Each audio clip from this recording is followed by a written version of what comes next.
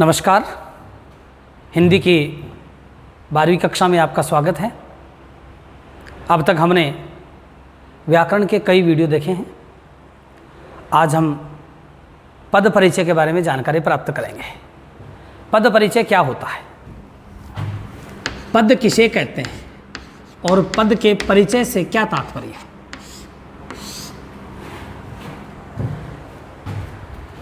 प्रत्येक वाक्य के अंदर जितने भी शब्द प्रयुक्त होते हैं सभी शब्द सार्थक होते हैं। इन सार्थक शब्दों को जो वाक्य में प्रयुक्त हुए हैं उनको पद कहते हैं। एक बार दोबारा समझें, वाक्य में प्रयुक्त सार्थक शब्द पद कहलाता है। यदि हम पद का परिभाषा प्राप्त करें तो क्या कहेंगे, वाक्य में प्रयुक्त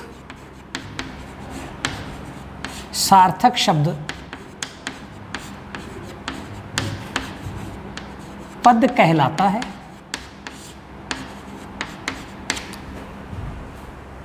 इस शब्द का, जैसे किसी भी व्यक्ति का हम परिचय देते हैं, किसी शहर का परिचय देते हैं, उसकी विशेषताएं क्या उसके बारे में बताते हैं, ठीक वैसे ही वाक्य में प्रयुक्त जो शब्द होता है उस शब्द को हम पद कहते हैं। इस पद के बारे में अर्थात उसकी व्याकरण की स्थिति क्या है उसके बारे में जब हम बताते हैं तो उसको हम बोलते हैं पद परिचय। अर्थात पद का परिचय से क्या मतलब है, पद की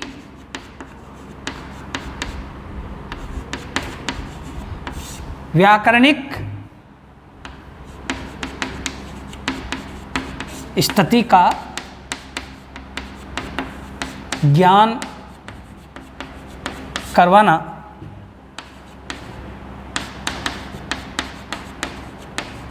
पद परिचय या पदान्वय कहलाता है।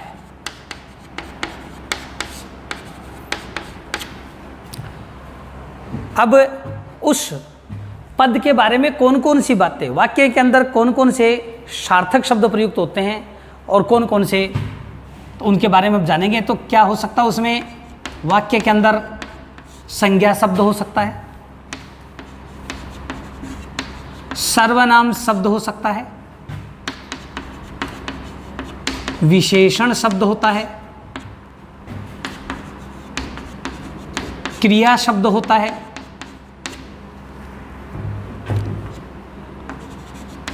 अव्यय होते हैं और निपात होते हैं। संज्ञा, सर्वनाम, विशेषण, क्रिया शब्द, अव्यय और निपात, इस प्रकार से ये 5 व्याकरण की स्थितियां हमारे सामने प्रकट हो सकती हैं। तो इन सब के बारे में इनका परिचय देने के लिए हमको ये जानना पड़ेगा कि आखिर संज्ञा क्या होती है, सर्वनाम क्या होते हैं, इसके कितने भेद होते हैं, विशेषण किसे कहते हैं, इसके कितने भेद होते हैं, क्रिया शब्द क्या है, उसके कितने भेद हैं, अव्यय कौन कौन से हैं, निपात क्या होते हैं। जब तक इनका हमें सामान्य ज्ञान प्राप्त नहीं होगा तब तक हम इनका परिचय नहीं दे सकते। तो पहले हम संज्ञा शब्द के बारे में ज्ञान प्राप्त करें। तो संज्ञा किसे कहते हैं, आपने जब से आपने व्याकरण स्टार्ट की है तब से आप संज्ञा शब्द के बारे में पढ़ते आए हैं।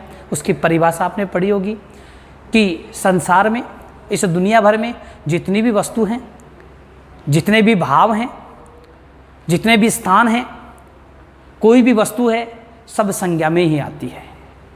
अर्थात हम ऐसा लिख सकते हैं कि किसी भी व्यक्ति को, किसी व्यक्ति, वस्तु, स्थान, दशा, भाव, द्रव्य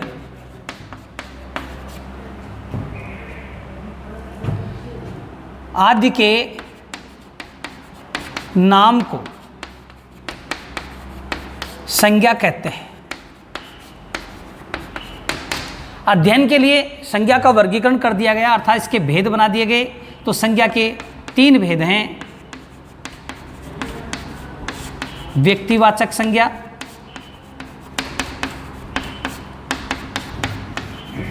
जातिवाचक संज्ञा, और तीसरा है भाववाचक संज्ञा।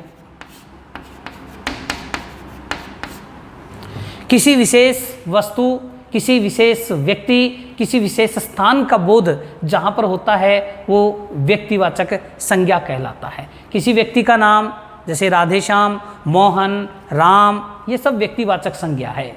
किसी विशेष वस्तु जैसे ब्लैक बोर्ड विशेष वस्तु, यह टेबल विशेष वस्तु, स्थान विशेष जैसे भारत देश स्थान विशेष है, जयपुर स्थान विशेष है, दिल्ली, इस प्रकार से जहाँ पर ये विशेष चीज़ें आती हैं वहाँ पर व्यक्तिवाचक संज्ञा होती है। इसी प्रकार सूर्य है, चंद्रमा है, पृथ्वी है, गंगा है, नदी है, हिमालय पर्वत है, क्योंकि ये विशेष हैं इसलिए संसार में एक ही हैं, इसलिए वो सब व्यक्तिवाचक संज्ञा में आएंगे। जातिवाचक संज्ञा समूह का बोध करवाती है, जैसे गाय एक जाति है, पशुओं में गाय एक जाति है, जातिवाचक संज्ञा है। देश, कौन सा देश पता नहीं, सभी देश समाहित हैं तो देश शब्द जातिवाचक है। मानव, मनुष्य जातिवाचक है। महिला शब्द जातिवाचक है। पुरुष जातिवाचक शब्द है। बालक जातिवाचक शब्द है। नदियाँ जातिवाचक शब्द है। पर्वत जातिवाचक शब्द है। समाचार पत्र जातिवाचक शब्द है। लेकिन यदि आप बोलोगे पत्रिका तो वो व्यक्तिवाचक संज्ञा हो जाती है। भाववाचक संज्ञा जो ना व्यक्तिवाचक है ना जातिवाचक है। व्यक्तिवाचक संज्ञा गणना की जा सकती है, जातिवाचक संज्ञा गणना की जा सकती है, लेकिन भाववाचक संज्ञा गणना नहीं की जा सकती। भाव जैसे सुंदर शब्द है, विशेषण है, इससे बनाया हमें सुंदरता, इसकी कोई गणना नहीं हो सकती। खुशबू, मन के जो भाव हैं, दर्द, दुख, पीड़ा, हर्ष, अफसोस, ये सब भाव में आते हैं, तो ये सब भाववाचक संज्ञा है। गंध जितनी भी हैं सब भाववाचक संज्ञा में आती हैं। तो अब हम कुछ उदाहरण लेंगे और उस उदाहरण के माध्यम से समझेंगे कि हम किस प्रकार से उस पद का परिचय दे सकते हैं। तो हम एक उदाहरण लेते हैं, जैसे राजेश ने रमेश को पुस्तक दी। हमने उदाहरण लिया, राजेश ने रमेश को पुस्तक दी। इसका पद परिचय मैंने बताया था कि संज्ञा शब्द का हम परिचय देंगे तो इसमें 5 बातें लिखेंगे। कौन कौन सी? पहली पद परिचय में लिखेंगे संज्ञा का भेद। सबसे पहले संज्ञा का भेद लिखेंगे, उसके बाद में उसका लिंग, उसका वचन,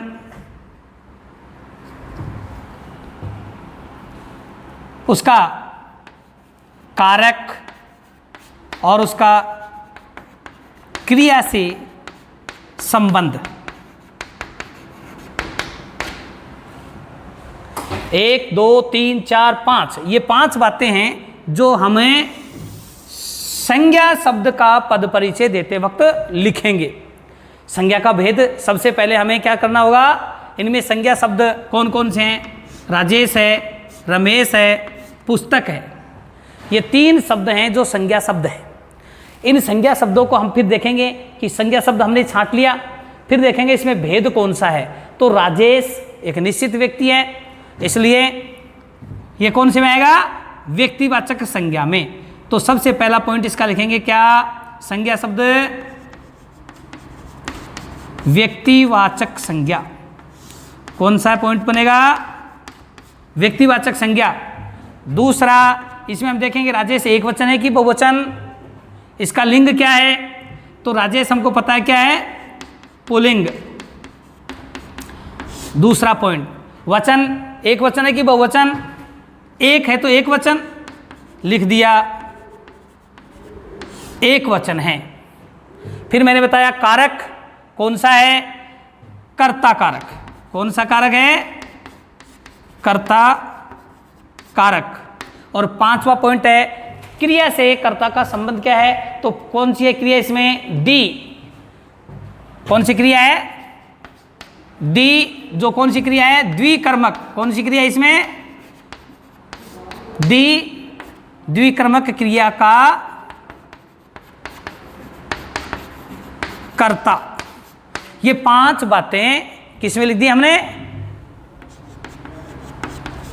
राजेश नामक पद परिचय में। अब इसका पद परिचय पूर्ण हुआ। कौन? क्यों? राजेश क्या है यहाँ पर? व्यक्तिवाचक संज्ञा है, पुल्लिंग है, एक वचन है, कर्ता कारक है। दी नाम की जो क्रिया है जो द्विकर्मक है, क्योंकि इसमें 2 कर्म है, इसलिए इस क्रिया का ये कर्ता है। दूसरा शब्द है इसमें रमेश। वही रमेश क्या है इसमें? व्यक्तिवाचक संज्ञा है, व्यक्तिवाचक संज्ञा है। स्त्रीलिंग है कि पुल्लिंग? रमेश पुल्लिंग है, पुल्लिंग। रमेश एक वचन है कि बहुवचन? एक वचन है। यहां पर किसको पुस्तक दी? रमेश को दी। तो रमेश को दी मतलब क्या हो गया? कौन सा कारक? कर्म कारक। कौन सा कारक आ गया? कर्म कारक है।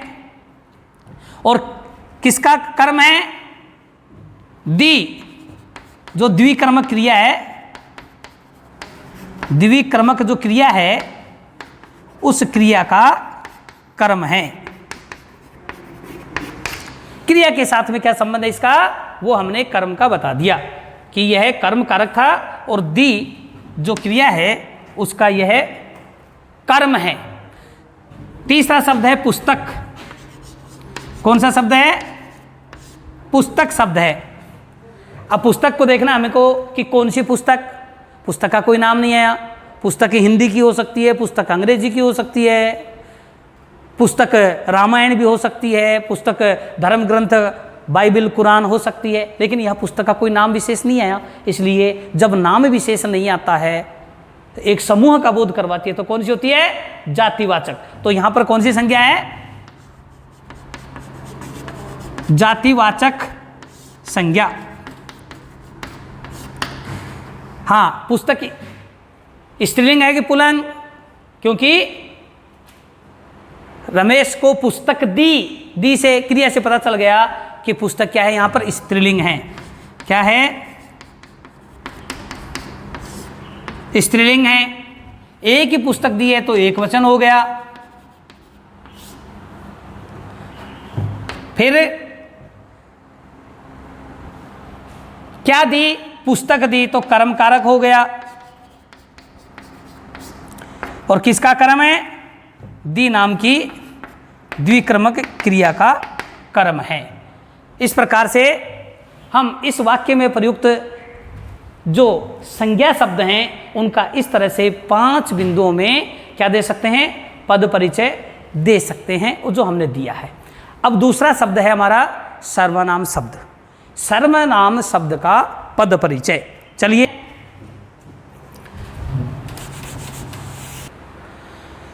सर्वनाम शब्द का पद परिचय। सर्वनाम शब्द का पद परिचय। इसका पद परिचय देने के लिए भी 5 बातें हैं। पहले क्या लिखेंगे? सर्वनाम को पहचान कर सर्वनाम का भेद लिखेंगे, उसका लिंग, वचन, कारक और वही क्रिया से संबंध, क्रिया से संबंध बताएंगे। जो संज्ञा शब्द में 5 पॉइंट थे वो ही पॉइंट 5 हैं। सिर्फ वहाँ संज्ञा का भेद था, यहाँ सर्वनाम का भेद होगा। वही लिंग बताना है, वचन बताना है, कारक बताना है, क्रिया से सर्वनाम का संबंध बताना है। तो पहले सर्वनाम होता क्या है ये जानना आवश्यक है। सर्वनाम क्या है? मैंने कहा जितनी भी संज्ञाएं हैं उन संज्ञाओं को स्थान पर जितने भी शब्द प्रयोग होते हैं वो सब सर्वनाम कहलाते हैं। परिभाषा क्या बनेगी? संज्ञा के स्थान पर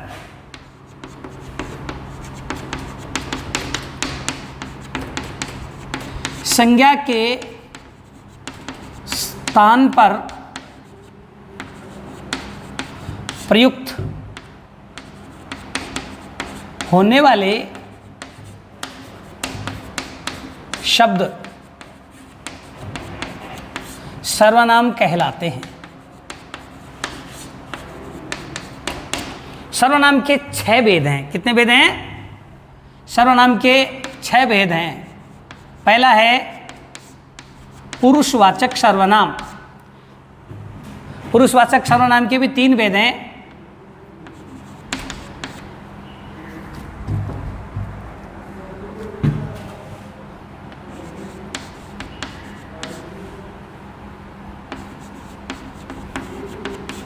उत्तम पुरुष, मध्यम पुरुष, अन्य पुरुष। दूसरा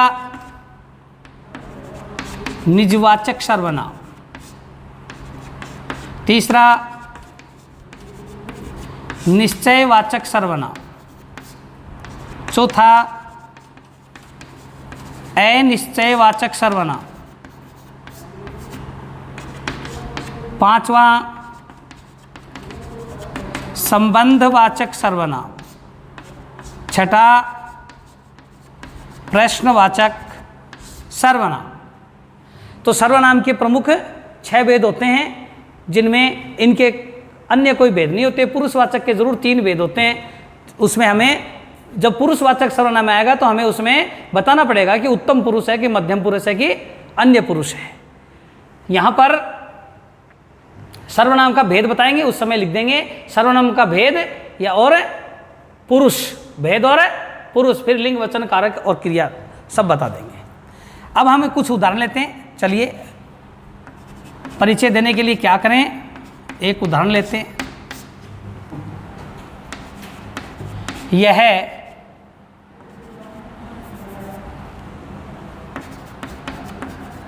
उसकी वही कार है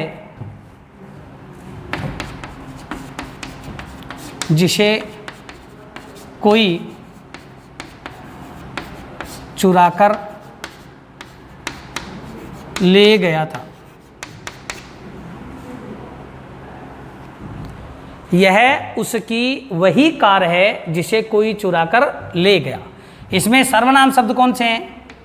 यह शब्द है, जिसे शब्द है, कोई शब्द है। ये 3 यहां पर सर्वनाम शब्द हैं। चलिए इनका परिचय प्राप्त करते हैं। यह शब्द, यह क्या है? यहां पर निश्चयवाचक सर्वनाम है। क्या है? निश्चयवाचक सर्वनाम है।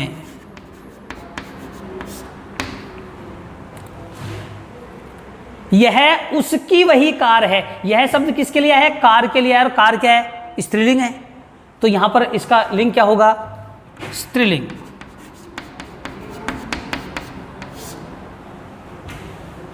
वचन कौन सा है? एक वचन।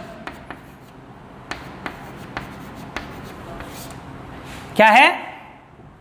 निश्चयवाचक सर्वनाम है, स्त्रीलिंग है, एक वचन है। कारक कौन सा कारक है? संबंध कारक। कौन सा कारक है? संबंध कारक है। फिर क्या करेंगे? क्रिया से संबंध क्या है? कौन सी क्रिया? चुराकर ले जाना। क्या है? क्रिया क्या है? चुराकर ले जाना।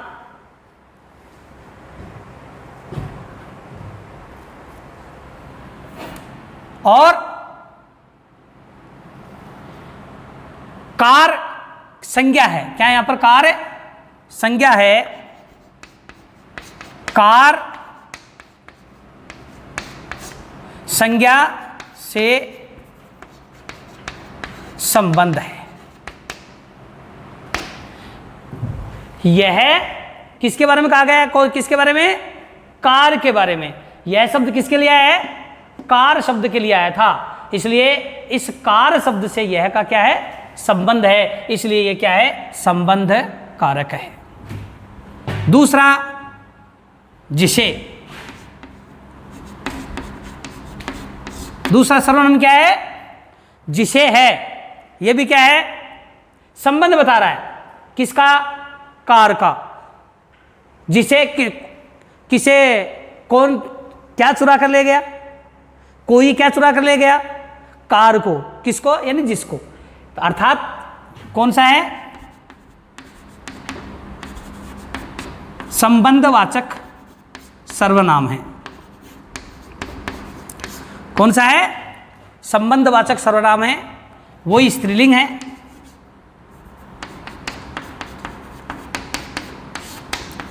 एक वचन है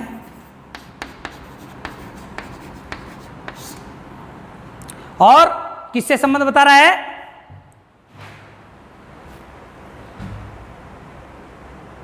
करता है, क्या है, जिसे कोई चुरा कर ले गया।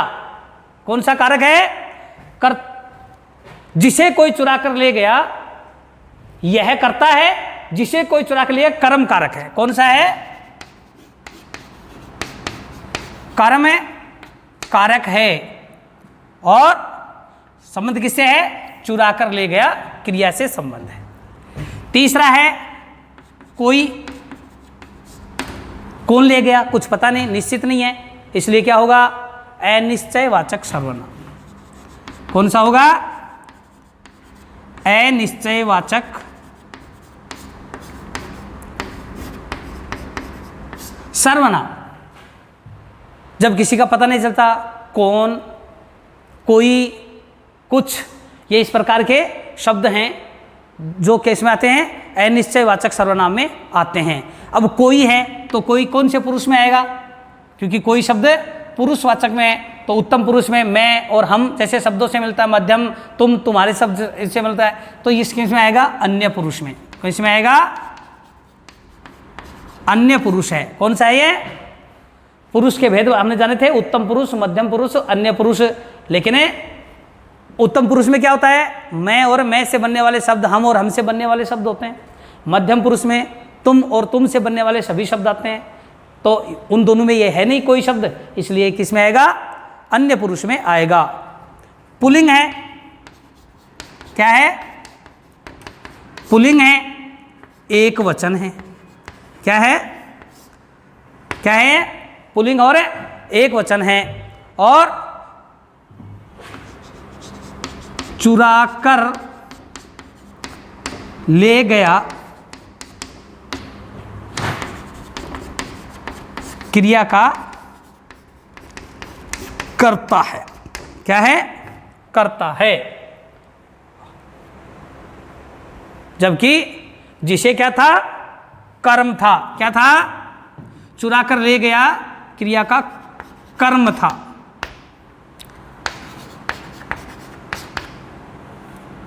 कर्म कारक आ गया था ना, ठीक है। तो इस प्रकार से हमने देखा कि 6 जो सर्वनाम के भेद थे, उनमें से 3 भेद यहाँ पर इस उदाहरण में हमने सर्वनाम के 3 उदाहरणों के बारे में जाना, और उनमें कौन कौन सी 5 बातें लिखनी होनी चाहिए, ये बातें हमने लिख दी, तो सर्वनाम शब्द का पद परिचय समाप्त हो जाता है।